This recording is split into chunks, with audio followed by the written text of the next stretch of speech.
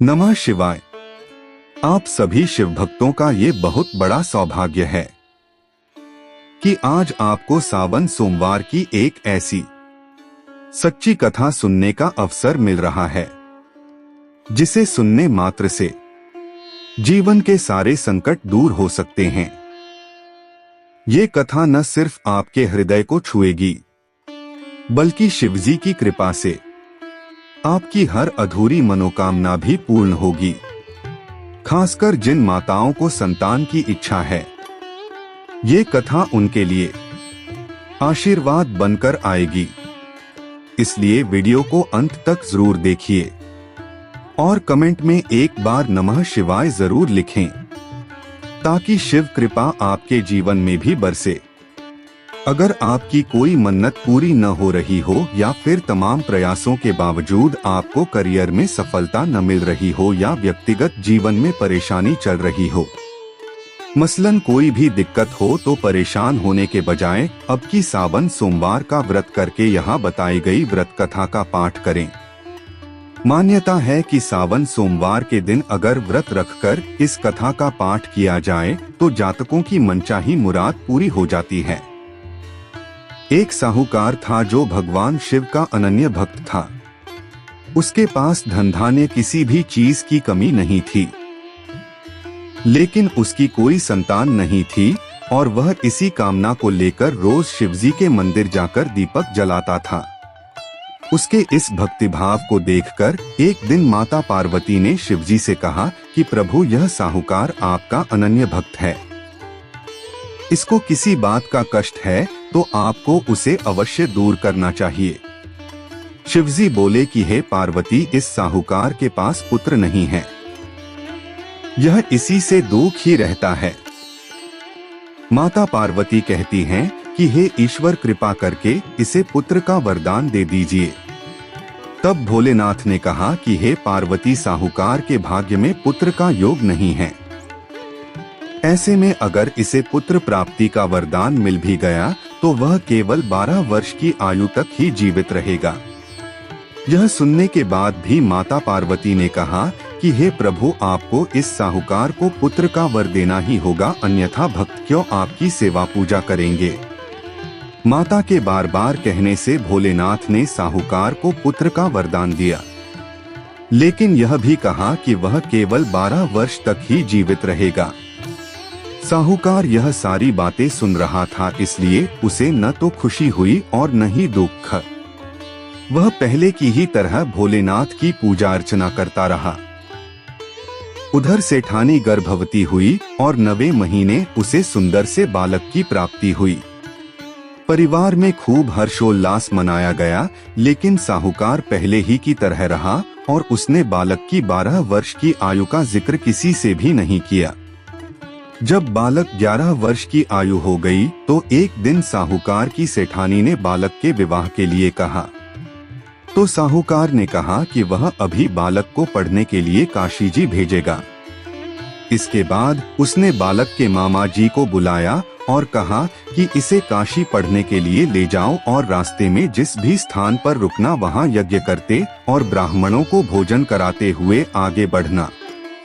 उन्होंने भी इसी तरह करते हुए जा रहे थे कि रास्ते में एक राजकुमारी का विवाह था। जिससे उसका विवाह होना था वह एक आंख से काना था। तो उसके पिता ने जब अति सुंदर साहूकार के बेटे को देखा तो उनके मन में आया कि क्यों न इसे ही घोड़ी पर बिठाकर शादी के सारे कार्य संपन्न करा लिए जाएं। तो उन्होंने मामा से बात की और कहा कि इसके बदले में वह अथाह धन देंगे, तो वह भी राजी हो गए। इसके बाद साहूकार का बेटा विवाह की बेदी पर बैठा और जब विवाह कार्य संपन्न हो गए तो जाने से पहले उसने राजकुमारी की चुंदरी के पल्ले पर लिखा कि तेरा विवाह तो मेरे साथ हुआ, लेकिन जिस राजकुमार के साथ भेजेंगे वह तो एक आंख का काना है। इसके बाद वह अपने मामा के साथ काशी के लिए चला गया। उधर जब राजकुमारी ने अपनी चुनरी पर यह लिखा हुआ पाया तो उसने राजकुमार के साथ जाने से मना कर दिया। तो राजा ने भी अपनी पुत्री को बारात के साथ विदा नहीं किया। बारात वापस लौट गई। उधर मामा और भांजे काशी पहुंच गए थे। एक दिन जब मामा ने यज्ञ रचा रखा था और भांजा बहुत देर तक बाहर नहीं आया, तो मामा ने अंदर जाकर देखा तो भांजे के प्राण निकल चुके थे। वह बहुत परेशान हुए, लेकिन सोचा कि अभी रोना पीटना मचाया तो ब्राह्मण चले जाएंगे और यज्ञ का कार्य अधूरा रह जाएगा। जब यज्ञ संपन्न हुआ तो मामा ने रोना पीटना शुरू किया। उसी समय शिव पार्वती उधर से जा रहे थे, तो माता पार्वती ने शिवजी से पूछा, हे प्रभु, ये कौन रो रहा है? तभी उन्हें पता चलता है कि यह तो भोलेनाथ के आशीर्वाद से जन्मा साहूकार का पुत्र है।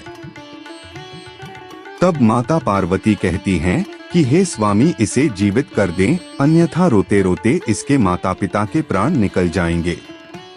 तब भोलेनाथ ने कहा कि हे पार्वती, इसकी आयु इतनी ही थी सो वह भोग चुका। लेकिन मां के बार बार आग्रह करने पर भोलेनाथ ने उसे जीवित कर दिया।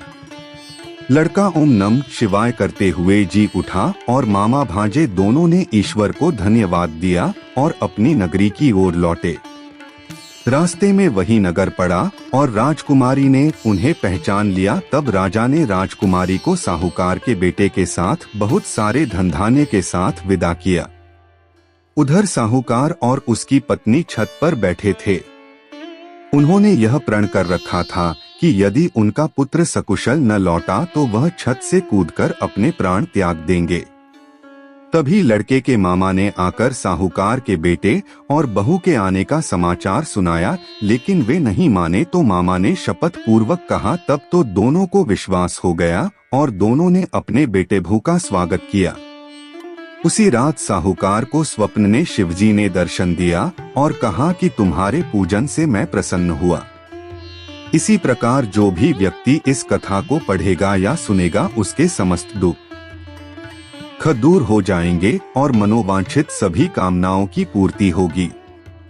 अगर ये कथा आपके हृदय को छू गई हो और आप भी महादेव की कृपा चाहते हैं तो एक बार कमेंट में जरूर लिखें, हर हर महादेव या नमः शिवाय। वीडियो को अपने परिवार, माता बहनों तक पहुंचाएं ताकि हर घर में महादेव का आशीर्वाद पहुंचे।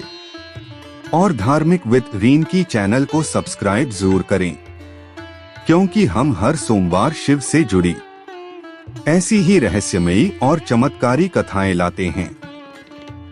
हर हर महादेव। जय शिव शंकर।